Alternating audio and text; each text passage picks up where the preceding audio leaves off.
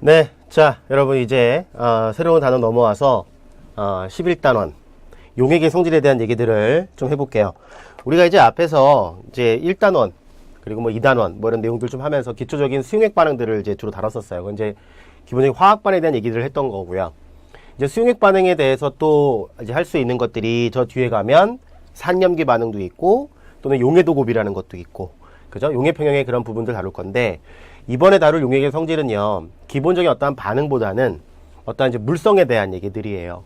그래서 뭐 여러 가지 용액이 만들어지는 과정, 그죠? 네, 그런 내용들하고, 그리고 용액의 어떠한 기본적인 성질들, 뭐 끓는 점이 어떻게 되고, 녹는 어는 점이 어떻게 되고, 또는 증기압이 어떻게 되고, 어떤 이런 기본적인 어떤 반응보다는 이제 그러한 어떤 물성에 대한 얘기들을 이제 주로 다루는 내용이 되는데, 자, 이제 용액의 성질에 대해서 우리가 살펴볼 때요. 첫 번째 이제 용액의 형성 과정을 먼저 볼 거고요.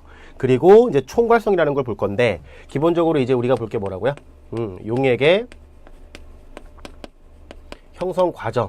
용액이 어떻게 만들어지느냐, 이런 걸 볼 거고요. 자, 두 번째는 뭘 볼 거냐면, 두 번째는 용액의 총괄성에 대한 얘기들을 좀 살펴볼 거예요. 그래서 이제 이런 것들 내용을 정리를 잘 하시면 되고, 기본적인 이제 물성이기 때문에 기본적 내용을 잘 정리해서 이제 필요한 부분들을 암기하시고, 그런 내용들 물어보게 되면 답변하시고, 그런 식으로 하면 되는 거거든요. 자, 이제 하나씩 볼게요. 자, 우리가 예전에 물질을 분류할 때요,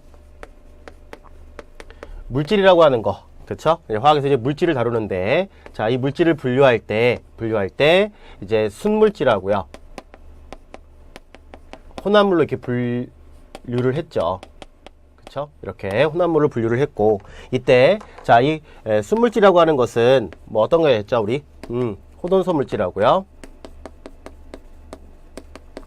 그 다음에 이제 화합물에 대해서 얘기를 했었죠. 그리고 이제 이 화합물이 만들어지는 과정에서 뭐 이온결합 물질 만들어지는 뭐 보나버 사이클이라는 그런 거 있었고, 물론 이제 화합물 만들 때 공유결합, 물론 얘도 호돈소 물질 같은 경우에 공유결합이 있죠, 그죠? 뭐 금속결합 이런 것들 결정구조 볼 때 했었고요. 자, 혼합물에 대한 얘기를 해보는데, 혼합물에 대한 얘기는 일단 균일 혼합물이 있고요, 불균일 혼합물이 있죠.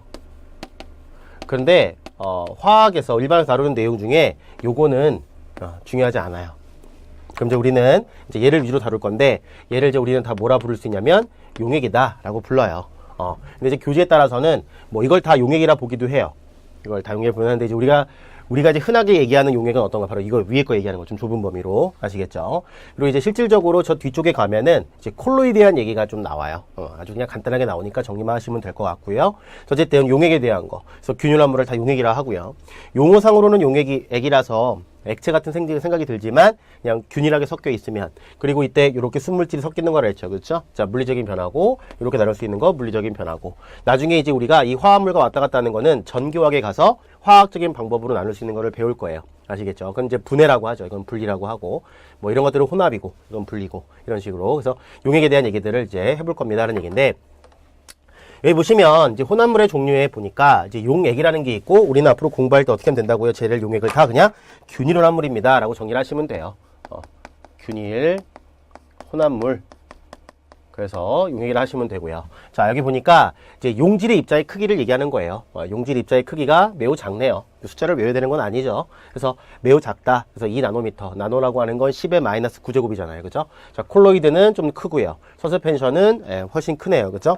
자, 그리고 여기 보니까 그러한 예가 나와 있는데, 여기 보니까 용액이라고 하는 것은 균일혼합물이기 때문에 꼭 액체될 이유가 없죠. 특히 이제 공기라는 거. 그쵸? 공기는 이제 다 기체혼합물이죠. 그쵸? 얘는 뭐라고요? 기체혼합물인데, 우리가 이렇게 섞여 있는 물질이 이렇게 상태가 똑같을 때는 어떤 게 용매죠? 양이 많은 놈이 용매가 되죠. 그러면 공기에서는 용매가 누구예요? 질소기체고, 나머지 애들은 섞여 있는 용질이 되는 거죠. 그 다음에 이제 해수 같은 것들. 자, 바닷물. 왜 뭐 바닷물의 염분의 농도는 얼마입니다, 뭐 이런 거 얘기하잖아요. 그죠? 그 다음에 대부분의 수용액 등을 얘기하는 것이고요. 성질은 빛을 투과시키며 용질자 눈에 보이지 않아요, 녹았다면. 그래서 이제 우리는 주로 수용액을 다룰 거다, 그런 얘기고요. 기체에 대한 얘기는 이미 앞에서 우리가 기체라서 배운 거예요. 그쵸? 그 다음에 이제 콜로이드라고 하는 물질은 우유라든지 안개, 버터 뭐 이런 게 있대요. 이거 뭐 외우는 거 아니에요. 근데 얘는 빛을 투과시키지 않는데요. 눈에 보이는 입자는 있는데 분명히 있는데 가라앉질 않아요.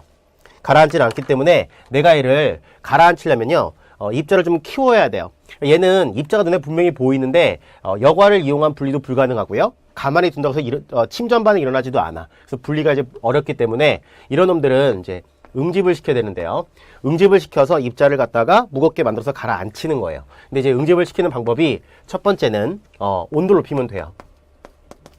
온도를 높이게 되면 입자들의 운동이 어떻게 되죠? 활발하게 되죠. 그래서 막 충돌하게 되면서 입자가 성장할 수 있고요. 두 번째는 응집제라는 걸 집어넣으면 돼요.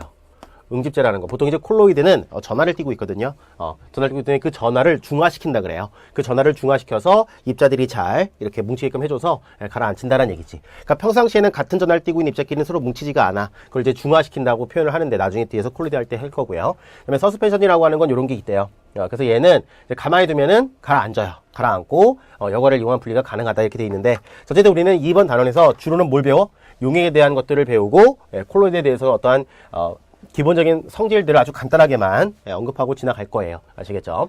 자, 용액의 종류라고 하는 것이 이렇게 많다라는 얘기지, 그지? 자, 우리가 보통은요, 이 용액이라는 게 있죠, 그쵸? 용액이 있고, 우리가 녹이는 물질을 용매, 녹아 들어가는 것을 용질이라고 그러죠, 그쵸? 그래서 이렇게 들어가는 현상을 우리가 용해 현상이라고 하는 거고요. 이때 용액의 상태, 그러니까 고체냐 액체냐 기체냐는 용매의 상태에 따라 결정이 되는 거예요. 그래서 만약에 용매가 기체면 용액도 기체, 용매가 액체면 용액도 액체 이런 식으로 간다는 얘기지, 그치? 자, 여기서 보니까 자, 우리가 이제 흔히 봤던 거는 사실은요, 용질이 고체이고 용매가 액체인 경우를 우리가 가장 많이 봐요. 사실은 수용액에서. 근데 이제 우리가 이번 달에 볼 게 요런 거 하고요. 그 다음에 기체와 액체 혼합물을 볼 거예요. 주로는. 아시겠죠?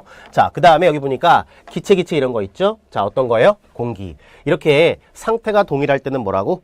양이 많은 게 용매다 이렇게 얘기했어요. 그리고 자, 여기 기체 액체가 있네요. 이게 이제 뭐야? 탄산수 같은 거, 그치? CO2 기체를 녹인 거, 이런 거. 녹이게 되면 어떻게 되죠? 이거 녹이게 되면 H2SO3와 같은 탄산이 생기게 되는 거죠.